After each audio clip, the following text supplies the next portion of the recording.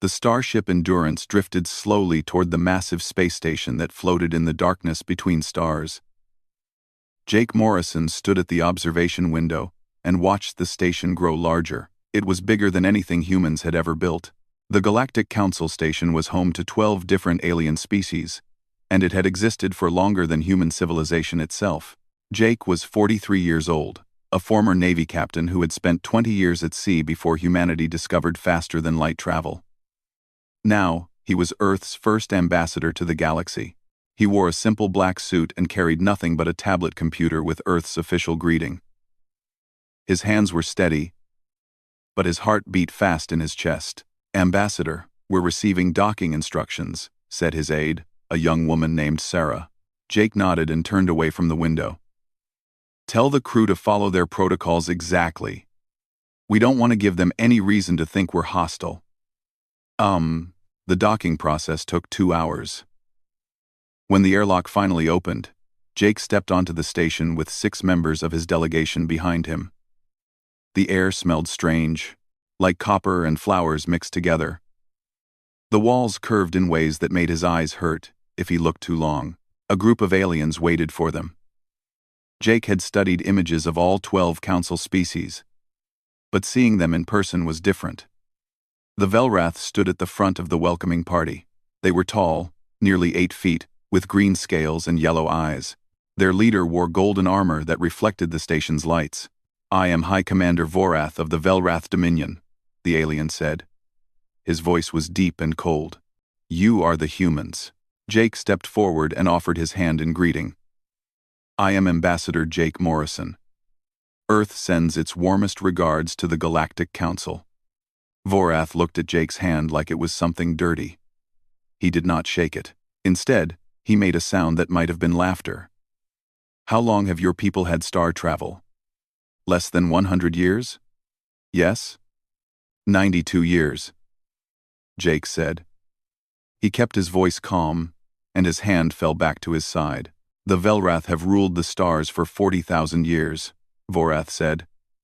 He turned to the other aliens gathered behind him. "And now these children come to sit among us." "How amusing." Some of the other aliens made sounds that Jake understood as laughter. His face grew hot, but he said nothing. He had been warned that this might happen. Young species were not respected in the galaxy. They had to earn their place.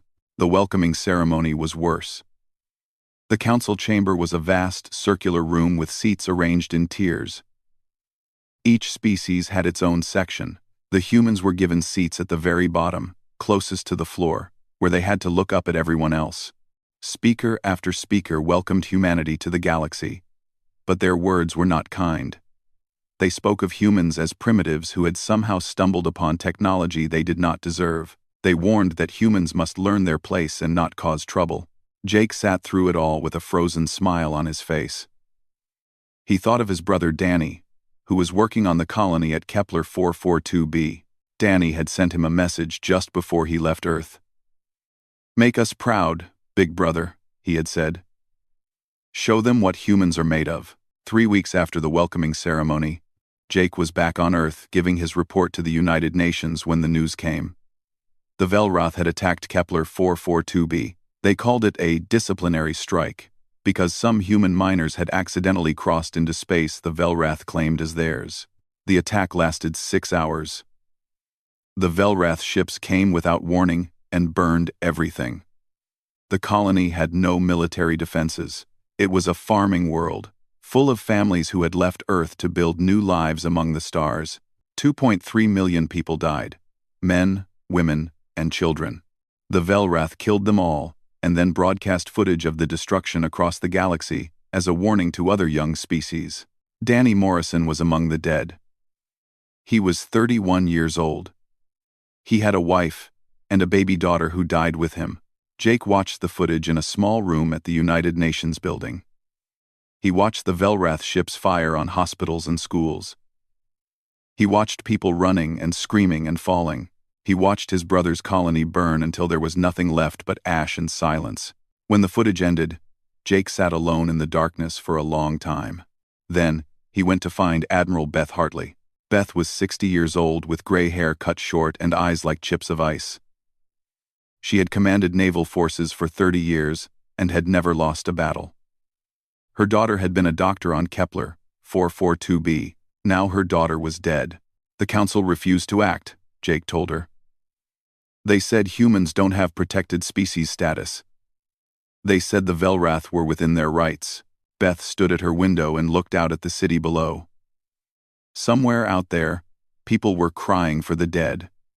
Somewhere out there, parents were learning that their children would never come home. They think we're weak, Beth said. Her voice was quiet but hard as steel. They think we'll cry and beg and accept whatever scraps they throw us. What do we do? Jake asked. Beth turned to face him. There was something in her eyes that Jake had never seen before. It was cold and patient and absolutely without mercy. We show them what humans do to those who kill our children, she said. We show them why every predator on our planet learned to fear us. We show them that the newest species in the galaxy is also the most dangerous. That night, the leaders of every nation on Earth met in secret. They put aside their differences and their old hatreds. They had one enemy now, and one purpose. Admiral Beth Hartley stood before them and laid out her plan. It would take time, she said. It would take sacrifice. But when it was done, the galaxy would never forget what happened to those who harmed humanity. They made a mistake, Beth said. They woke us up. They made us angry. And they have no idea what's coming. The room was silent. Then, one by one, every leader present nodded their agreement. Earth went to war. Earth went silent. For 18 months, no human ship left the solar system. No human voice answered the calls from the Galactic Council.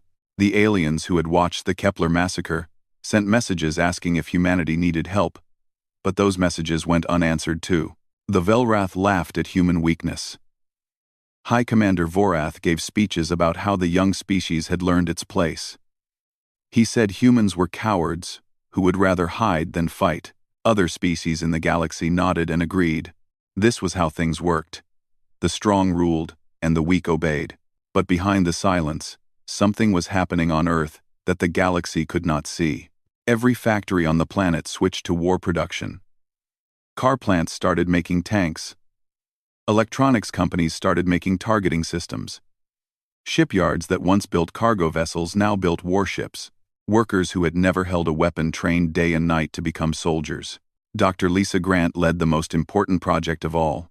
She was 38 years old, a quantum physicist who had spent her career studying things most people could not understand. Now she worked in a secret laboratory beneath a mountain in Colorado, and her job was to turn alien technology into human weapons. The wreckage from the Kepler attack had given Earth samples of Velwrath technology. Lisa and her team studied every piece. They learned how Velwrath shields worked, and then they made them better. They learned how Velwrath weapons worked, and then they made them stronger. The Velwrath stopped improving their technology thousands of years ago, Lisa told Admiral Hartley during one of her reports. They got comfortable. They got lazy. They think they're the best because nobody has challenged them in so long. And now we're going to challenge them, Beth said. Lisa smiled. It was not a nice smile. We're going to do more than that. We're going to show them what happens when a young species with something to prove gets its hands on their toys. The biggest breakthrough came 6 months into the project. Lisa's team developed a new weapon system that no alien species had ever seen. They called them the Hammers of God. The idea was simple, but terrible. Tungsten rods, each one the size of a telephone pole, would be dropped from orbit onto enemy targets. They carried no explosives. They didn't need any. When something that heavy falls from space, it hits the ground with the force of a nuclear bomb. But unlike nuclear weapons, there was no radiation, no fallout, just destruction. Meanwhile, Captain Chris Taylor was doing his own work far from Earth. He was 45 years old, a quiet man with gray eyes and a talent for being invisible. He led Earth's intelligence operations, and for 18 months he traveled across the galaxy gathering information. Chris learned the location of every Velwrath military base. He mapped their supply lines and counted their ships. He studied their commanders and found their weaknesses. Most importantly, he discovered something that made him smile. The Velwrath had not fought a real war in over 3,000 years. Their military was large but soft. Their officers had earned their ranks through politics, not battle. Their soldiers trained for parades, not combat. They've forgotten what war really is, Chris reported to Admiral Hartley. They've bullied weaker species for so long that they don't know how to fight someone who hits back. Beth nodded slowly. Good. That's very good. In the shipyards hidden behind the moon, the human fleet took shape. 200 warships, each one built with a mix of human engineering and stolen alien technology. They were not as big as Velwrath ships, but they were faster and more heavily armed. Human pilots trained in simulators that pushed them to their physical limits and beyond. Commander Ryan West led the fighter squadrons. He was 32 years old, a test pilot who had broken more speed records than anyone in history. He trained his pilots to fly in ways that would kill most alien species. Humans could survive forces that would make a Velwrath's heart explode. Our bodies are tougher than theirs, Ryan told his pilots. We evolved on a planet that tried to kill us every day. Gravity, weather, predators, disease. We survived it all. And now we're going to use every advantage our biology gave us. The Marines trained too.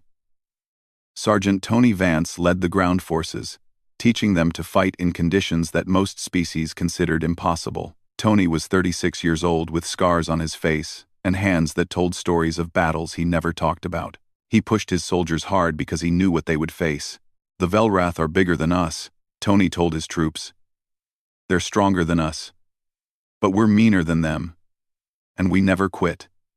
When you're tired and bleeding, and every part of you wants to stop, you keep fighting. That's what humans do. That's what makes us dangerous. 18 months after the Kepler massacre, the fleet was ready. 200 ships floated in formation behind the moon, hidden from any alien sensors. 50,000 soldiers waited in their bunks, checking their weapons and writing letters home. In the command center of the flagship, Admiral Beth Hartley looked at the faces of her officers. Jake Morrison was there. He had resigned as ambassador and joined the military. He wanted to be there when the Velwrath paid for what they did to his brother. You all know the plan, Beth said. Operation Reckoning. We hit them hard. We hit them fast, and we don't stop until they surrender. No mercy. No retreat. They killed our people and laughed about it. Now, we're going to teach them what that costs. She paused and looked out the window at the assembled fleet. Somewhere beyond those stars, the Velwrath were going about their lives, never imagining what was coming for them. For Kepler, Beth said softly. For our families. For every human who died because these aliens thought we were weak. She turned back to her officers. Her eyes were hard and cold and full of purpose. Launch the fleet. The ships began to move, one by one, then all together. They slipped into hyperspace and vanished from the solar system. The stars swallowed them up. The galaxy had forgotten what humans were capable of. It was about to remember. The human fleet dropped out of hyperspace directly above Velwrath Prime. 200 warships appeared in the sky like ghosts, blocking out the stars over the alien homeworld. For a long moment, nothing moved. The Velwrath stared up at their screens in shock and disbelief. No one had ever attacked their homeworld. Not once in 40,000 years. It was unthinkable. It was impossible. And yet there they were. The humans had come. Admiral Beth Hartley stood on the bridge of her flagship and watched the Velwrath scramble to respond. Their ships launched from orbital stations in chaos and confusion. Their commanders screamed orders at each other over open channels. They had no plan because they had never needed one. All ships, engage, Beth said calmly. Show them what we've learned. The battle began with fire and thunder. Human ships moved in formations that the Velwrath had never seen before. They attacked from multiple directions at once, breaking apart and coming back together in patterns that made no sense to alien tacticians. The Velwrath tried to respond, But their old strategies failed against an enemy that refused to fight the way they expected. Commander Ryan West led his fighter squadrons into the heart of the enemy fleet. His pilots flew their small ships like demons, twisting and turning at speeds that should have killed them. The Velwrath fighters tried to follow, but they couldn't. Their bodies couldn't handle the stress. Human pilots laughed as they watched enemy ships spin out of control, their crews dead from the G-forces. "Stay on them," Ryan ordered his squadron. "Don't give them a second to breathe."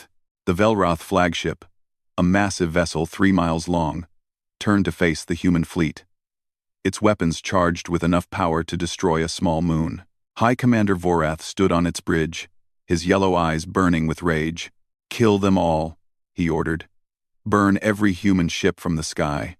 But before he could fire, 3 human destroyers appeared behind his ship. They had used the chaos of battle to slip through his defenses.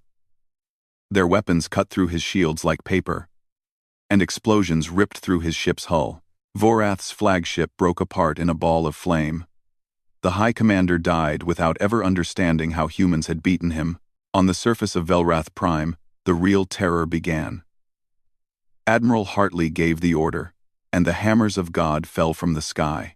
Tungsten rods screamed down through the atmosphere, glowing white-hot from friction. They struck military bases and weapon factories and command centers. Each impact was like a fist from an angry god, crushing everything beneath it. The ground shook. Buildings collapsed. Fire spread across the land. The Velwrath Supreme Command Center, a fortress that had stood for 10,000 years, was hit by 3 rods at once. It vanished in a flash of light and a cloud of dust. Every general inside died in an instant. "Target destroyed," a weapons officer reported. Beth nodded. "Move to the next target. We're not done yet." The orbital bombardment lasted 4 hours. When it was finished, the Velwrath military infrastructure was in ruins. Their ships were scattered or destroyed. Their leaders were dead. Their people watched the sky with terror in their hearts. Then the human Marines landed. Sergeant Tony Vance was the first one out of his dropship. His boots hit the alien soil, and he raised his rifle. Behind him, 10,000 soldiers followed. They spread across the burning landscape like a tide of death. The ground fighting was brutal. The Velwrath who survived tried to resist. They were bigger and stronger than humans, and they fought with the desperation of cornered animals. But they didn't know how to fight enemies who refused to surrender. Tony's squad pushed through the streets of a burning city. Velwrath soldiers fired at them from broken windows and collapsed buildings. Tony lost men with every block they advanced. But they kept going, always forward, never back. "Sergeant, we're at 60% casualties," one of his soldiers reported. "Should we pull back?" Tony looked at the building ahead. It was the planetary broadcast station. If they could capture it, they could send a message to every Velwrath on the planet. "No," he said. "We take that building or we die trying." They charged. The Velwrath defenders were ready for them. Weapons fire filled the air. Tony felt something hot tear through his shoulder. But he didn't stop. He couldn't stop. He had promised himself he would see this through. His soldiers fought like animals. They used their rifles until they ran out of ammunition. Then they used their knives. Then they used their bare hands. The Velwrath had never seen anything like it. These humans were wounded and bleeding, and they should have been dead, but they kept fighting. When it was over, Tony stood in the broadcast station with 7 soldiers left from a force of 50. His uniform was soaked with blood, some of it his own. But the station was theirs. "Get me a connection to the human fleet," he said. Admiral Beth Hartley's face appeared on the screen. Behind her, Tony could see the Velwrath fleet burning in the void of space. "We have the broadcast station," Tony reported. "What's the message?" Beth stepped closer to the camera. Her eyes were hard, and her voice was cold as space itself. "You killed our children," she said, knowing that every Velwrath on the planet would hear her words. "You laughed while they burned. You thought we were weak because we were young. You thought we would accept what you did and learn our place." She paused. Outside the station windows, the Velwrath capital burned. Now witness what humanity does to those who harm our own. We are not weak. We are not afraid. And we never forget. This is what happens when you wake the sleeping giant. This is what happens when you make enemies of the human race. The message broadcast across the planet and beyond, spreading through the galaxy at the speed of light. Every species in the council heard it. Every leader and commander and diplomat heard it. Humanity had arrived. And they had written their arrival in fire and blood. 72 hours after the battle began, the Velwrath surrendered unconditionally. Their fleet was destroyed. Their military was shattered. Their homeworld was scarred by craters that would take centuries to heal. Admiral Hartley accepted their surrender in person. She made the Velwrath leaders kneel before her as they signed the documents. She wanted the galaxy to see. She wanted everyone to understand. Earth had been attacked. Earth had suffered. But Earth had not broken, and now the galaxy knew the price of human blood. News of the battle spread across the galaxy like fire through dry grass. Every species heard about what happened at Velwrath Prime. Every leader watched the footage in stunned silence. The Velwrath, who had ruled the stars for 40,000 years, had been brought to their knees in less than a week by a species that had only discovered faster than light travel within the last century. The Galactic Council called an emergency session. It was the first emergency session in 3,000 years. Representatives from all 12 species gathered in the Great Chamber. But this time there was no laughter. There were no jokes about primitive humans. There was only fear. Ambassador Jake Morrison walked into the chamber with his shoulders back and his head held high. He was not the same man who had come here 2 years ago with hope in his heart and a handshake ready. That man had watched his brother burn. That man had seen what the galaxy truly was. Behind Jake walked 12 human Marines in full combat armor. Their weapons were visible, and their faces were hidden behind dark visors. They did not speak. They did not need to. Their presence said everything. Outside the station, visible through the great windows of the chamber, the human fleet waited. 50 warships hung in the darkness, their weapons pointed at nothing and everything at the same time. Jake approached the podium at the center of the chamber. The seats rose around him in tiers, filled with aliens of every shape and size. Many of them could not meet his eyes. They looked at their hands or their tablets or anywhere else. The Velwrath seats were empty. Their representative had not been invited. 2 years ago, I stood in this chamber, Jake began. His voice was calm and clear. I came with open hands and an open heart. I came to offer friendship. I came to ask for nothing but a chance to prove that humanity belonged among the stars. He paused and looked around the chamber. The silence was absolute. You laughed at me. You mocked me. You called my people children and primitives. And when the Velwrath murdered 2 million of our citizens, you did nothing. You said we had no rights. You said we had not earned your protection. Jake's voice grew harder. My brother died on Kepler 442b. He was 31 years old. He had a wife and a baby daughter. They burned together while the Velwrath broadcast their deaths for entertainment. Several alien representatives shifted uncomfortably in their seats. A few made soft sounds of distress. You could have stopped it, Jake continued. You could have intervened. But you chose not to. Because we were young, and weak, and unimportant. You thought our lives meant nothing. He reached into his jacket and pulled out a small device. With a touch, holographic images appeared in the air above him. They showed the ruins of Velwrath Prime. They showed the burning fleet. They showed the Velwrath leaders kneeling before Admiral Hartley as they signed their surrender. You were wrong about us, Jake said. We are not weak. We are not primitive. We came from a world that tried to kill us every day of our existence. We survived ice ages and plagues and predators and each other. We fought our way to the top of our food chain. And then we fought our way to the stars. He switched the images to show Earth. Blue oceans and green continents and white clouds, beautiful and small and very far away. This is our home. This is what we fight for. And now you understand what we are willing to do to protect it. Jake let the images fade. He looked directly at the council members, meeting their eyes one by one. Humanity is not asking for your acceptance anymore. We are not begging for scraps from your table. We are telling you how things will be from now on. He raised one hand and counted off his demands. First, humanity will receive full protected species status immediately. Any attack on human citizens or territory will be considered an act of war against Earth and will be answered with overwhelming force. Some of the representatives nodded quickly. Others simply stared. Second, the Velwrath will pay reparations for the Kepler massacre. They will rebuild what they destroyed and compensate the families of the dead. This is not negotiable. He paused before the final demand. Third, humanity will receive a permanent seat on the Galactic Council. We will have an equal voice in all decisions that affect our people and our future. A murmur ran through the chamber.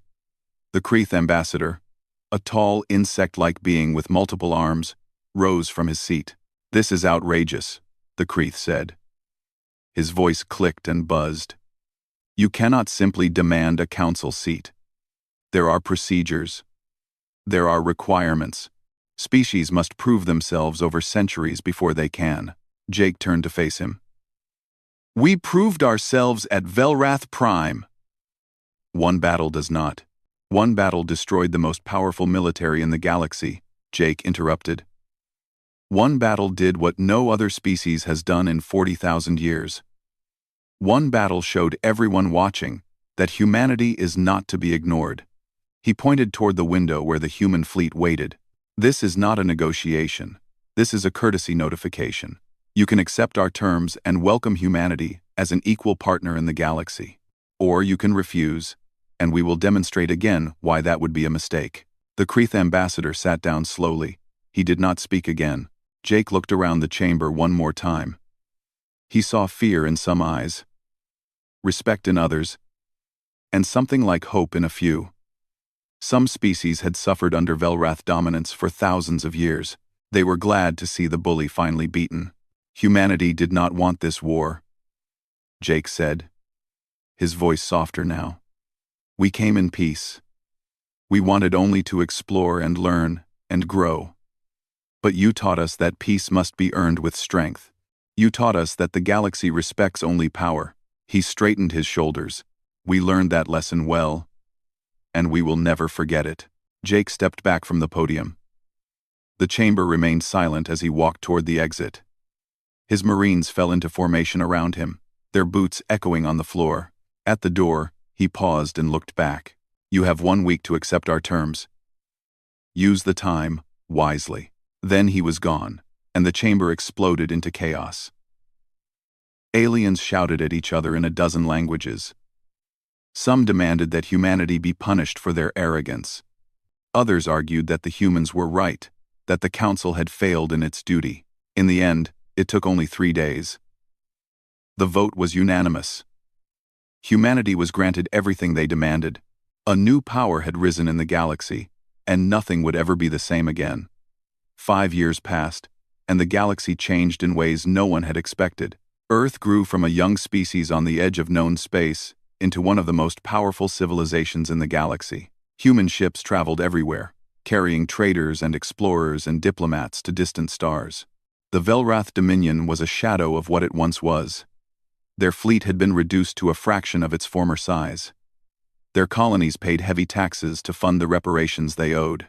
Their leaders walked with their heads down, afraid to meet the eyes of species they had once bullied. On Kepler 442b, a new colony rose from the ashes of the old one. The memorial park at its center held the names of everyone who had died in the massacre. Families came from Earth to lay flowers and remember those they had lost. Danny Morrison's name was carved near the entrance, along with the names of his wife and daughter. Jake Morrison visited the memorial once a year on the anniversary of the attack. He would stand alone among the graves and talk to his brother, telling him about everything that had happened, everything that had changed. He never knew if Danny could hear him, but it didn't matter. He needed to say the words.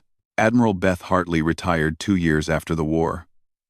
She had given everything to the fight, and now she wanted peace. She bought a small house by the ocean on Earth and spent her days watching the waves. Sometimes reporters came to ask her about the war, but she rarely spoke to them. "The galaxy knows what we did," she told one journalist who was particularly persistent. "They don't need me to explain it." Ryan West took her place as Admiral of the fleet. He was older now, with gray at his temples and lines around his eyes. But he still flew whenever he could, taking a fighter out to dance among the stars. His pilots called him the Old Man, and they meant it with love and respect. Dr. Lisa Grant continued her work, pushing the boundaries of human technology further every year. Her discoveries helped Earth catch up to species that had been spacefaring for millennia. She won every scientific prize that existed and turned down offers to work for a dozen alien governments. "I'm a human scientist," she said when asked why she stayed on Earth. "I work for humanity." Sergeant Tony Vance never fully recovered from his wounds. He walked with a limp, and his shoulder ached when it rained. But he kept training soldiers, passing on everything he had learned to the next generation. "We hope there won't be another war," he told his recruits. "But if there is, you need to be ready. You need to be the kind of soldiers who make our enemies wake up screaming in the night." Captain Chris Taylor wrote a book about his intelligence work during the war. It became required reading at military academies across the galaxy. Other species wanted to understand how humans thought, how they planned, how they fought. They studied Chris's methods carefully, hoping to learn the secrets of human victory. On the Galactic Council station, humanity's presence was felt every day. Jake Morrison served as Earth's permanent representative for 3 years before retiring. Other ambassadors treated him with careful respect, even friendship in some cases. The fear faded slowly, replaced by something more complicated. Humans were dangerous, yes. But they were also fair. They kept their word. They helped those who needed help and punished those who deserved punishment. One day, a young Velwrath historian came to visit Chris Taylor at his home on Earth. The historian was barely out of childhood by his species' standards, and he had never known the old days when the Velwrath ruled through fear. He wanted to understand what had happened, to learn from the mistakes of his ancestors.